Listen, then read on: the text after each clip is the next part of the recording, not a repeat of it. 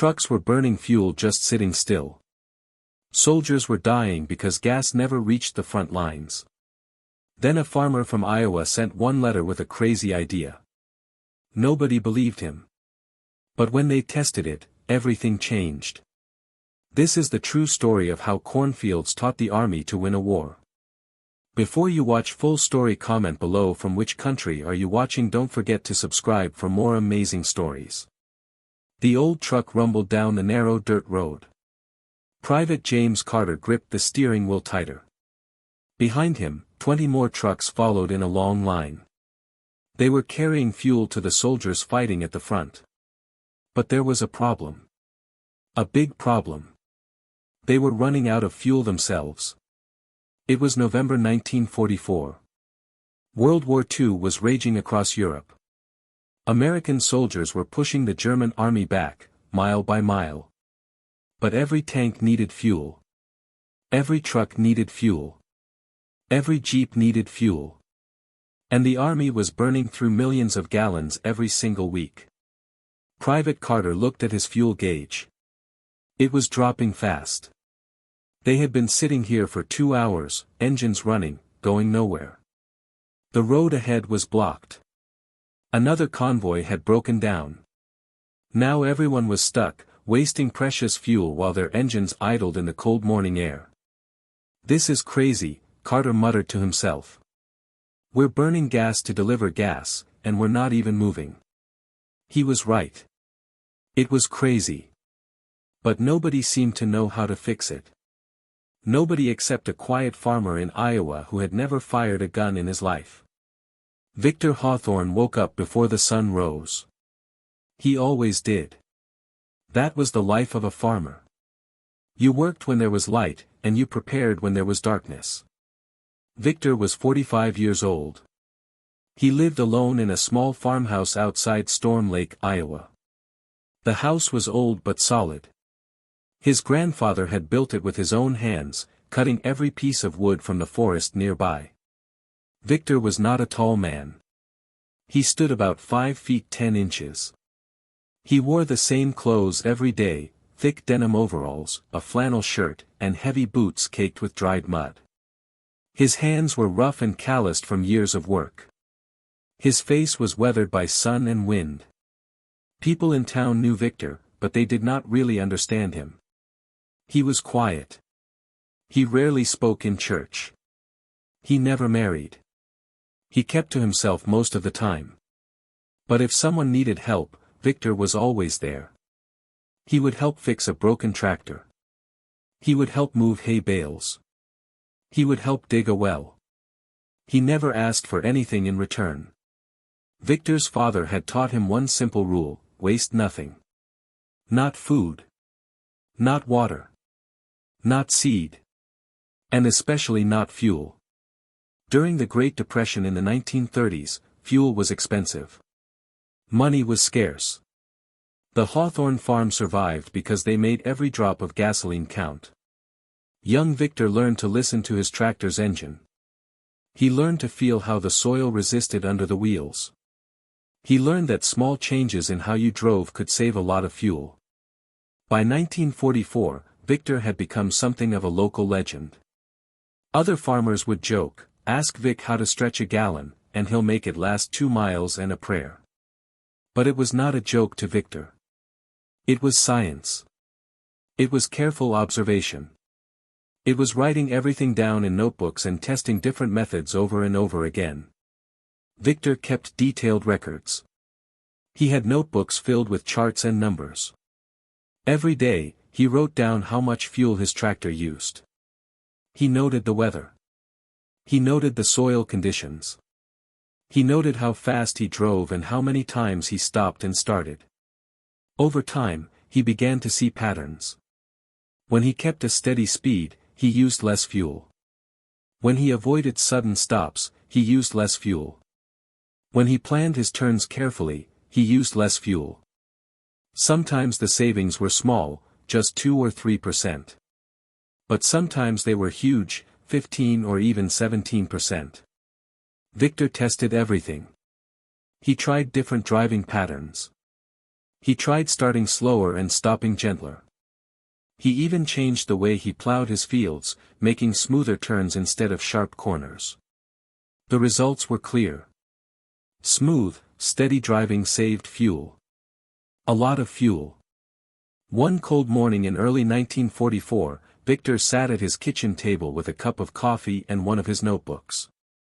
He was looking at his latest numbers. He had just saved 17% on fuel by changing nothing except how he drove. 17%. He thought about his cousin who was driving supply trucks in Europe. His cousin had written letters about the chaos over there. Convoys stuck in traffic. Trucks idling for hours. Fuel running out before they reached the front lines. Victor asked himself a simple question: what if the army drove their trucks the way I drive my tractor? That question would not leave his mind. Victor was not a military man. He had tried to join the army after Pearl Harbor in 1941. He wanted to fight for his country. But the recruiting officer took one look at his stiff knee, an old injury from a tractor accident, and rejected him. "Sorry, son," the officer had said. "We need soldiers who can march." Victor had walked out of that office feeling ashamed. He felt like he had failed. While other men his age were heading off to war, he was stuck on a farm in Iowa. But now, sitting at his kitchen table in 1944, Victor realized something. Maybe he could help after all. Maybe his knowledge about saving fuel could make a difference. The problem was this: who would listen to a farmer from Iowa? Victor thought about it for days. Finally, he remembered an old friend from high school. Henry Morrison. Henry had joined the army years ago and was now an officer somewhere in Europe. Victor did not know exactly what Henry did, but he knew it had something to do with supplies and logistics. It was worth a try. Victor spent 3 evenings writing a letter. He wrote slowly, crossing out words and starting over. He was not used to writing formal letters. He was used to writing numbers in notebooks. The letter was 5 pages long. Victor explained his observations about fuel efficiency. He described his tests on the farm. He drew diagrams showing how trucks could move in formations that would save fuel. He explained about steady speeds, smooth acceleration, and avoiding unnecessary idling.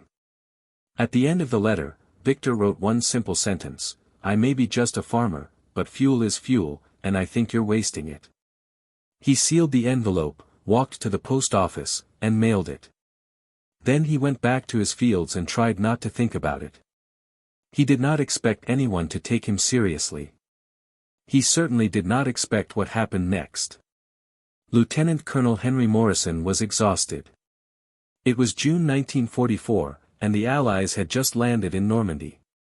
Morrison was responsible for supply logistics, which meant making sure food, ammunition, and fuel reached the soldiers fighting at the front. It was an impossible job.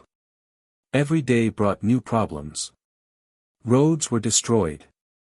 Bridges were blown up. Trucks broke down. And worst of all, they were running out of fuel faster than anyone had predicted. Morrison's desk was covered with reports, maps, and urgent messages. He barely had time to eat, let alone sleep. So when Victor's letter arrived, it sat on his desk for 2 weeks before he even opened it. When he finally did read it, Morrison almost threw it away. A farmer from Iowa wanted to tell the United States Army how to move convoys. It sounded ridiculous. But something made Morrison read it again. He remembered Victor from high school. Victor had always been smart in a quiet way. He was the kind of person who noticed things other people missed. He solved problems by watching and thinking, not by talking. Morrison looked at Victor's diagrams. He read the fuel consumption numbers. He studied the suggestions about steady speeds and smooth driving. The more he read, the more it made sense. Morrison knew that fuel was becoming a critical problem. Patton's Third Army had pushed so far into France that the supply lines could barely keep up. Trucks were running out of gas. Tanks were sitting idle. The entire advance was threatened because they could not deliver fuel fast enough. What if Victor was right? What if they could save 10 or 15% just by changing how the convoys moved? Morrison made a decision. He would test Victor's ideas. Just a small test. Nothing official. If it worked, great. If it failed, nobody would ever know. He picked up a pen and started writing orders. Convoy 37 consisted of 24 trucks. They were hauling 55-gallon drums of fuel from a depot near Liège, Belgium, to a forward supply point near Arlon. It was a routine run, about 90 miles through back roads and forests. But this time, the drivers received unusual instructions. First, maintain a steady speed of 25 miles per hour. No faster, no slower. Second, stay within 50 feet of the truck in front of you. Keep the formation tight. Third, no unnecessary idling. If you stop, turn off your engine. Fourth, no rapid acceleration or hard braking. Be smooth. The drivers thought it was strange. Some of them laughed. "What is this, Sunday driving?" one driver joked. "Next they'll tell us to put flowers on the dashboard," another said. But orders were orders. The convoy rolled out at dawn. The lead driver was Sergeant Paul Williams, a veteran who had been driving trucks since the invasion. He was used to pushing his vehicles hard, racing up hills and riding the brakes down the other side. Now he had to drive differently. Steady. Smooth. Patient. At first, it felt wrong. When they approached a hill, his instinct was to accelerate hard. But the new orders said to maintain a steady speed. So he kept his foot steady on the gas pedal and let the truck climb slowly. Behind him, the other drivers followed. Some struggled to maintain the formation. A few nearly rear-ended the truck in front of them on downhill stretches. But gradually, they adapted. The most surprising thing happened at the halfway checkpoint. The fuel logs showed that the trucks had used almost 10% less gasoline than usual. 10%. The mechanics checked the gauges again. They recalibrated the instruments. The numbers did not change. Morrison could hardly believe it when he saw the report. But the proof was right there in black and white. On the return trip, things did not go as smoothly. A thunderstorm rolled in. The roads turned to mud. One truck skidded and jackknifed, blocking the road. The entire convoy had to stop and wait while recovery crews cleared the wreck. Engines idled for over an hour. The final fuel efficiency was only slightly better than normal. Morrison's staff called the results inconclusive. Some officers dismissed the whole thing as a waste of time. But Morrison saw something different. On the first leg, when conditions were good, the savings had been real. 10%. That was not luck. That was proof of concept. He wrote to Victor, "The first test showed promise, but military roads are not Iowa cornfields. Conditions can change fast." Victor's reply came within a week. Morrison opened it and smiled at what he read. "Your roads may be worse, but your engines still burn fuel the same way. Give it one more try. This time, teach your drivers to think like farmers, not soldiers." Morrison decided to run a second test. This time bigger. This time better. On August 3rd, Morrison organized a much larger convoy. 120 trucks. They would travel from Cherbourg on the coast to Chartres, deep inland, a distance of over 160 miles. This time, Morrison went further with the training. The drivers received a full briefing based on Victor's principles. Each driver got a printed instruction card to keep on the dashboard. The card listed the key rules. Maintain formation at all times, no rapid acceleration, no hard braking, coast downhill when possible, idle only when absolutely necessary, use terrain to your advantage. One mechanic even came up with a slogan that spread through the unit: "Steady saves. Aggression wastes." Some drivers took it seriously. Others still thought it was silly. But everyone followed the orders. The convoy departed at dawn. Observers were stationed at checkpoints along the route to monitor fuel consumption and driver behavior. What happened next surprised everyone. The trucks arrived at Chartres ahead of schedule. Fuel usage was down by more than 14%. There were fewer mechanical breakdowns than usual.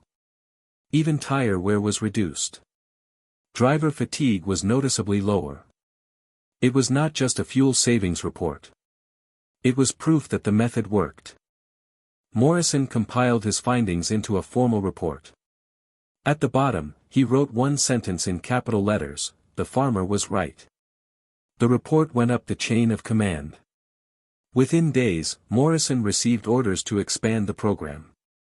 The Quartermaster Corps authorized a limited rollout of the Hawthorne method across multiple convoy operations.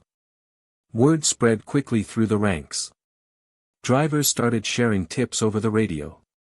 Mechanics adjusted engine tuning to work better with the steady-paced driving style. Some units drew chalk lines on their windshields to help judge the proper spacing distance. One Red Ball Express unit even painted a motto on their lead truck: "Line tight, fuel light." Morrison sent another letter to Victor. At the bottom, he wrote in all capital letters, "We are teaching them to think like you." Victor read the letter twice, then carefully placed it in his notebook next to his original fuel test records from the cornfields. He had not won a medal. He had not met with any generals. But something he had discovered on his small farm in Iowa was now helping to win the war in Europe. That was enough. By late August 1944, the Allied forces faced a serious problem. They were winning the war but losing the race against their own supply lines. Every day, the Red Ball Express was moving over 12,000 tons of supplies across France. More than 6,000 trucks operated around the clock. But the fuel they burned just to keep moving was eating up the very resources they were supposed to deliver. The situation was becoming critical. General Patton's Third Army had pushed deep into France. They were racing toward Germany. But they kept running out of fuel. Sometimes entire divisions would grind to a halt, not because of German resistance, but because the fuel trucks had not arrived. In early September, Patton reportedly told his staff, "My men can eat their belts, but my tanks have gotta have gas." Meanwhile, Morrison had been pushing the Hawthorne method more aggressively. After the success at Chartres, he argued that fuel efficiency was no longer optional. It was a strategic necessity. Then came the turning point. A major resupply operation was planned for the Ninth Army as they prepared to cross the Meuse River. The operation required over 400 trucks to move in a coordinated effort across more than 200 miles of damaged roads. 400 trucks. 400 engines. 400 drivers. Morrison made a bold decision. He ordered the entire operation to follow Hawthorne principles. Not just suggestions. Not just guidelines. Policy. Every convoy unit received laminated instruction cards. The cards included the phrase, "Efficiency is protection." Some officers objected. Major Robert Clayton argued, "We are fighting a war, not driving to a church picnic. Speed matters more than savings." Morrison stood firm. He wrote a response that would later be quoted in military logistics textbooks. "We are not choosing between fast and slow. We are choosing between movement and immobilization. Wasted fuel is lost ground. We cannot advance if we cannot move." The order stood. The convoy rolled out under a gray dawn sky. What happened next would be studied for decades. The trucks moved like a machine. Each driver maintained position. When they approached hills, they downshifted early and climbed steadily.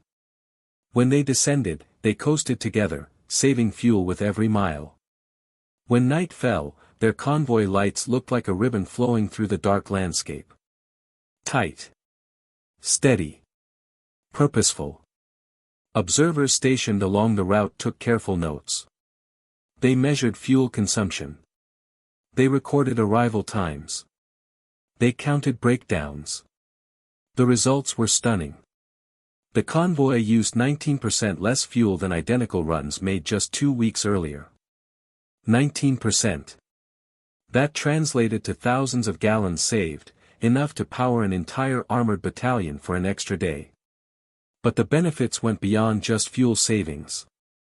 The trucks had fewer mechanical problems. Drivers reported feeling more alert and less stressed. The convoy actually arrived faster than expected because they had fewer delays from breakdowns and accidents. Morrison's report landed on desks at Supreme Headquarters. Within days, he received a direct commendation. His team was ordered to implement fuel efficiency training across the entire European theater. Training manuals were updated. New drivers learned the spacing and pacing rules from day one. Supply officers began planning routes based not just on distance but on terrain and energy cost. The Hawthorne method became official doctrine. Back in Iowa, Victor received another letter. This one included a patch from the Red Ball Express unit and a short handwritten note from Morrison. Your rows now run across Europe. Thank you for teaching soldiers to think like farmers.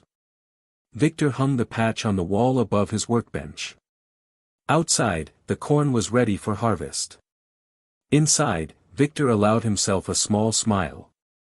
He had done what he could. It had been enough.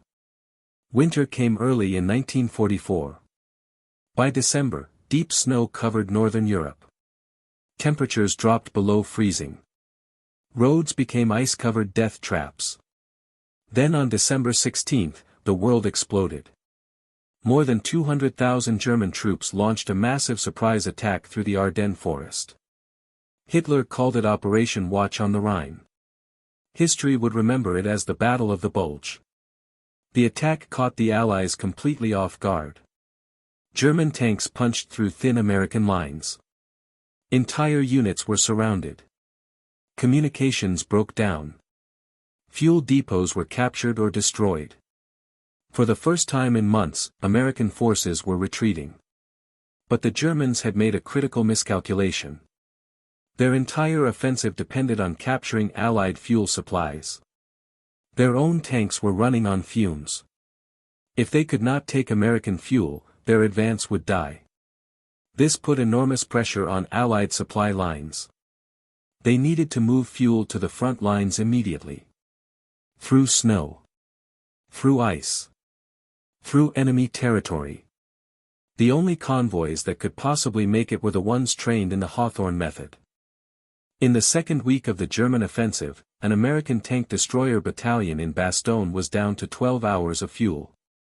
Air resupply was impossible because of the weather. The only option was a ground convoy. Morrison personally organized the mission. 85 trucks. 300 miles. No air cover. Through enemy-held territory. The drivers were told, if you stop, they die. The convoy moved through the night with headlights off. Engines throttled low to reduce noise. The roads were sheets of ice. Snow piled on the hoods and windshields. Visibility was nearly zero. At one point, the lead truck hit a bomb crater and lurched sideways toward a ditch. The driver, a 19-year-old corporal named Reginald Ellis, did not panic.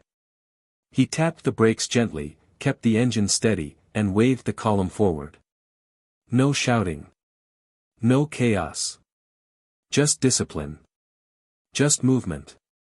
By the time they reached Bastogne, only 2 trucks had failed to complete the journey. The rest rolled in with their fuel drums intact. Soldiers cheered as the first drums were offloaded. That fuel kept the defense alive for 3 more days until reinforcements arrived. Over the following weeks, the statistics told a clear story. Convoys not trained in fuel-saving methods suffered failure rates of 30% or more. Vehicles stalled, broke down, or got lost in the snow. Hawthorne-trained convoys had failure rates below 10%. In several cases, even in combat conditions, fuel usage dropped by more than 20%. The method was no longer just about saving money. It was about saving lives. The war ended in May 1945. Germany surrendered. The guns fell silent. Soldiers began the long journey home. For Victor Hawthorne, life continued much as it always had. He still woke before dawn. He still worked his fields. He still logged fuel usage in his war notebooks. The war had passed through his life like wind through an open barn door, loud and powerful but leaving little trace behind. Except for the letters. Over that final year, Victor received dozens of letters from soldiers he had never met. Some were from officers thanking him for his contribution. Others were from drivers who credited the Hawthorne method with getting them through the war alive. One letter simply said, "Your idea got me through the Ardennes. My boys are alive. That is on you." Victor never replied to most of them. Not because he did not care, but because he did not know what to say. He had only wanted to solve a problem. In late summer of 1945, an official envelope arrived from Washington. Inside was a commendation from the Army Quartermaster General thanking Victor Hawthorne for his contributions to convoy efficiency and operational fuel discipline. There was no medal. No parade. Just a certificate, the Red Ball Express patch, and another note from Morrison. Turns out tractors and tanks are not so different after all. Victor framed the certificate and hung it next to the patch. Then he quietly went back to his fields. The world moved on, but Victor's ideas did not disappear. In the post-war years, civilian trucking companies began studying military convoy methods. University logistics departments published papers about formation driving and distributed engine load theory, fancy phrases for ideas that Victor had lived every day on his farm. By 1950, at least 4 major freight companies in the United States had adopted variations of the Hawthorne fuel-saving approach. In 1953, the Department of Defense officially added convoy efficiency training to the curriculum at Fort Lee, Virginia, where Army drivers were trained. When the fuel crisis hit in the 1970s, transportation experts dusted off old military manuals from World War II. Buried in the appendices, they found a name, Hawthorne. The quiet Iowa farmer who had never set foot on a battlefield but whose simple observations about tractor driving had helped keep an entire army moving. Victor never sought attention. He never wrote a book or gave speeches. He lived out his remaining years on the same farm, in the same house, working the same fields. One day in the early 1950s, his nephew came to visit. The nephew had just returned from fighting in Korea. He had heard stories about his uncle. "Uncle Vic," the young man asked, "is it true you helped the army save fuel during the war?" Victor looked up from his workbench where he was fixing a carburetor. He smiled slightly. "I saved fuel for my tractor," he said. "The army just happened to be watching." I have thought a lot about Victor Hawthorne's story. Not just as history, but as something more important. He was not a general.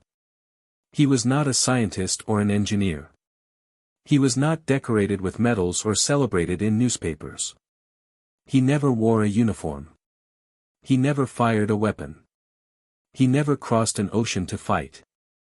But in his own quiet way, he changed the course of the war. How? By asking a simple question, what if we moved differently? That is all. Just a question born not in a strategy room or on a battlefield, but in a cornfield in Iowa. A question so simple it seemed silly, until it saved thousands of lives.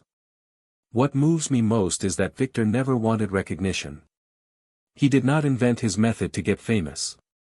He did not want thanks or awards. He just saw waste and tried to fix it.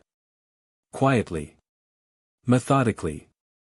With a pencil, a notebook, and the hum of an engine in the background. And somehow that quiet act rippled across continents. It makes me wonder how many victories are built by invisible hands. How many quiet people, farmers, drivers, medics, clerks, mechanics, have changed history simply by refusing to waste what they were given. Victor's legacy is not really about gasoline. It is about care. Discipline. Precision. And belief. The belief that small things, when multiplied by thousands of people over time, become powerful forces. In a war defined by explosions and heroism, maybe the most radical act was conserving a single gallon of fuel. So next time you see a long line of trucks on the highway moving steady and smooth, you might be watching an echo of Victor Hawthorne's idea still working today. Because sometimes the war is not won by the loudest voice or the biggest gun. Sometimes it is won by the quiet person who simply refuses to waste anything. And that is a lesson worth remembering. Victor Hawthorne's story is not just about the past. It speaks to us right now, in our own time. Think about it. How many problems in your life could be solved not by working harder, but by working smarter? Not by spending more, but by wasting less. Victor did not have advanced computers. He did not have engineering degrees or fancy equipment. He had a notebook, a pencil, and the willingness to pay attention. He watched. He measured. He tested. He learned. In our modern world, we are surrounded by waste. We waste time scrolling through phones. We waste energy leaving lights on. We waste money buying things we do not need. We waste potential by not trying new approaches. Victor teaches us that observation matters. Small changes matter. Patience matters. The convoy drivers who survived the Battle of the Bulge did not make it because they drove faster or had better trucks. They made it because they drove smarter. They conserved. They planned. They worked together in formation. That same principle applies to everything. To business. To education. To relationships. To personal growth. Success is not always about doing more. Sometimes it is about doing things better. Victor also teaches us about humility. He could have bragged. He could have demanded recognition. He could have toured the country giving speeches after the war. But he did not. He went back to his farm and continued his quiet work. True contribution does not need applause. True innovation does not require a stage. The most important changes often happen in silence, made by people whose names we will never know. So here is my challenge to you: look at your own life. Where are you wasting resources? Where could a small change make a big difference? What simple idea are you dismissing because it seems too obvious or too simple? Maybe you are sitting on your own crazy idea right now. Maybe the world needs your notebook full of observations. Maybe your small farm in Iowa is actually wherever you are standing today. Victor Hawthorne proved that you do not need permission to make a difference. You do not need a title or credentials. You just need to see a problem, think clearly, and have the courage to share your solution. One letter changed the course of a war. One farmer saved thousands of lives. One simple idea echoed across generations. What will your idea be? Victor Hawthorne died in 1962 at the age of 53. He was buried in a small cemetery outside Storm Lake, Iowa. His funeral was attended by neighbors, a few relatives, and some old friends from town. There were no military honors. No speeches about his wartime contributions. Just a simple service for a simple man. His gravestone reads, Victor Hawthorne. Farmer. 1909 to 1962. That is all. No mention of convoys or fuel efficiency. No reference to the thousands of soldiers who made it home because trucks kept moving through the snow. But somewhere in the archives of the United States Army, his letters are preserved. In logistics textbooks, his methods are still taught. On highways across America, trucks still move in formations that echo his ideas. Victor never became famous. His name is not in history books that children read in school. There are no statues of him. No holidays named in his honor. But his impact remains. Quiet. Steady. Enduring. Just like the man himself. And perhaps that is the most fitting legacy of all. Not monuments or medals, but the simple knowledge that when the world needed help, one ordinary person stepped forward with an extraordinary idea. He saw waste. He found a solution. He shared it freely. The rest is history. Your turn now.